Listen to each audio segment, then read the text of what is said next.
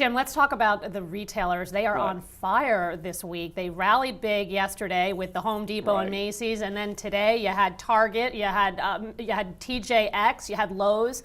The stocks don't want to go down anymore. People were wrong to bet against the consumer. They were wrong to bet that the shoppers wouldn't come out. There was a line on Macy's conference call, told me everything I needed. It said, since Valentine's Day, things were terrific. Yes. And it was almost as if, well, we had this period of frost.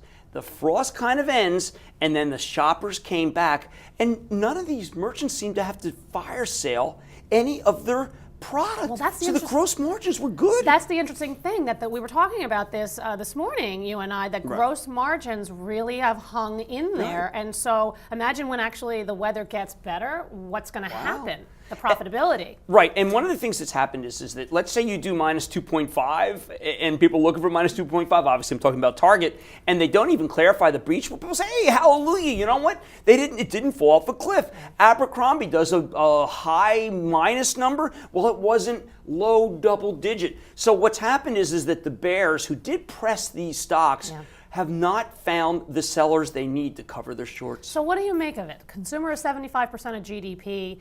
Does this mean that maybe we are actually better than the underlying versus the weather-impacted economic data that we've been getting? Well, I think there's a number in here that really did stir the pot, which is this housing number. The January sales were good. That dovetails with what Frank Blake was saying on Home Depot. It's kind of the theme of Lowe's. People are still spending on their homes. We thought that they stopped. I think that all they did was just kind of hibernate till it got nicer.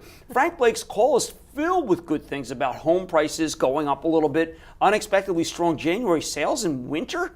I got to tell you, the consumer, you just can't write her off. That sounds good. Thanks, Jim.